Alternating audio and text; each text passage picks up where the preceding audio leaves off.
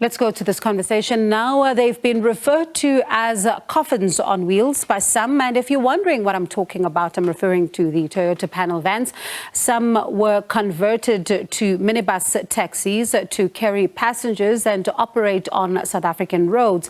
In 2019, the Public Protector recommended that the Transport Department must ensure that we know that no such cars, in fact, are further converted in the cars. And I do understand that we've got Lesiba from the Department of Transport. Thank you so much for your time. Let's start with, this particular issue. I mean, the report by the Public Protector came out in 2019, yet here we are. What is the update? Why are these taxis still on the roads? Thank you, ma'am, and thanks for the opportunity.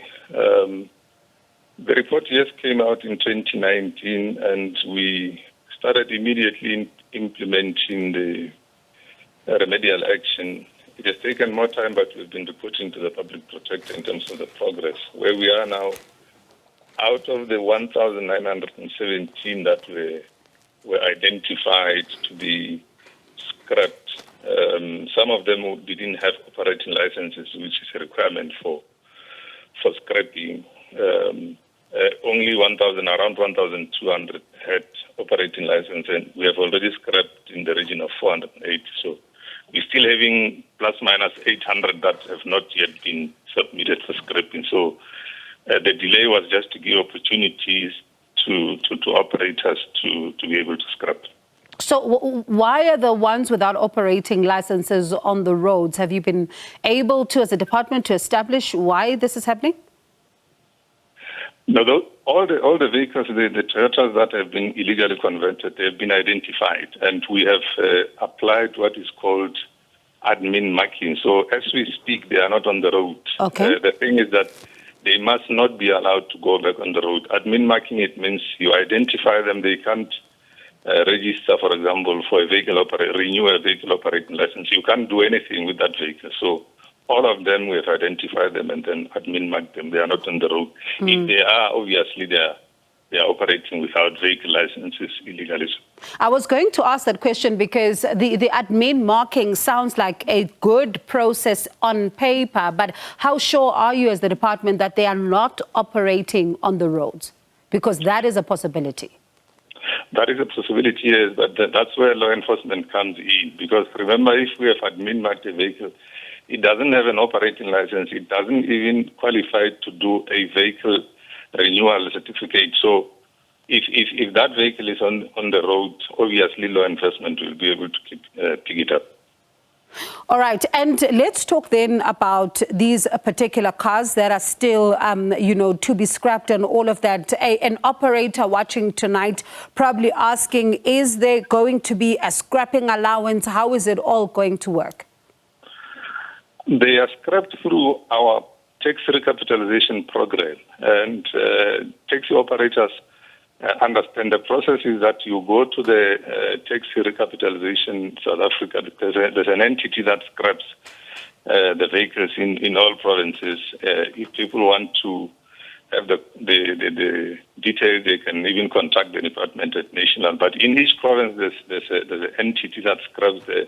You go there and then you will be advised in terms of what process to follow, especially because that vehicle won't be having an operating license or a vehicle license to be on the road. There will be a special dispensation to make sure that you take it to the scrapping entity to scrap. And then, yes, you will be eligible for now for the scrapping allowance until the cut-off date that the minister has already proclaimed, which is next year, January 31st. Beyond that, people will lose the opportunity to be compensated at least for scrapping these vehicles. I know, of course, this issue is quite huge, of these illegal conversions. And in some instances, when you listen to it over the years, governments would say that it's hard to even know who's responsible for this, given the illegal nature of it all, and given how dangerous they are. And tonight, as you and I speak, you're not even 100% sure that they are not those who are operating them illegally on the country's roads. What investigations are going to to also follow here by law enforcement agencies? Because I'm sure you think about the banks that are also approving financing here to some unsuspecting buyers, some buyers who are buying exactly what they know, what they're getting into, and some of those who are selling, because we know how this got to the public protector through a whistleblower. Yes, that process is very clear in the report of the public protector to say that there should be responsibility taken by the dealers, for example. There's a process now where people who are called the converters in South Africa must be certified to make sure that they don't perform these illegal activities. Obviously, that is a terrain for the South African Bureau of Standards and the National the NCR to be able to oversee that all people who are doing the conversions follow the law, and vehicles that are converted are done so. But it's generally an issue of oversight and monitoring that has to be done by relevant authorities. And how concerned are you, though, by the lapses in these particular safety regulations? Obviously, we are concerned. That's why immediately when this matter was brought to the attention of the minister, I think somewhere in 2010, the department then immediately brought in the relevant authorities, the SABC and other relevant entities to make sure that we correct the whole thing. That's why even in the report, it was only those that were not retrofitted that qualified for scrapping, but the decision took by the department was to scrap even those that were given the opportunity for retrofitting. So yes, the department is concerned, and all the relevant entities have been brought to assist the department in terms of making sure that it doesn't happen again. And are you confident as the department that the January 31st deadline will be met? We are. We will do everything in our power because we have particulars of this operating license through the tax scrapping entity. We have tried to phone and try to contact. We will still do our best to try and contact the owners, but where we can't find them, because even in cases where we have tried to reach out, people just didn't respond.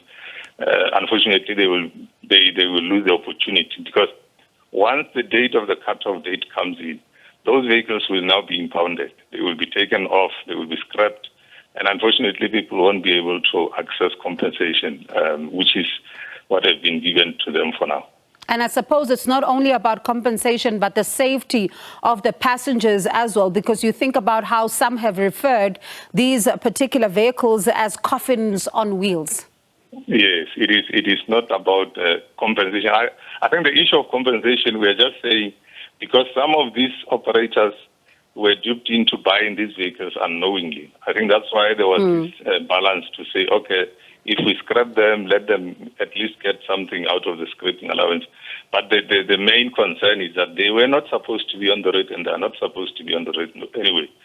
So that opportunity of trying to meet them halfway will fall off come the 31st of January, and the department will vigorously follow up and make sure that the vehicles are impounded. All right, Lesiba, thank you so much for your time. That's Lesiba Manamela, Transport Department Chief Director of Public Transport.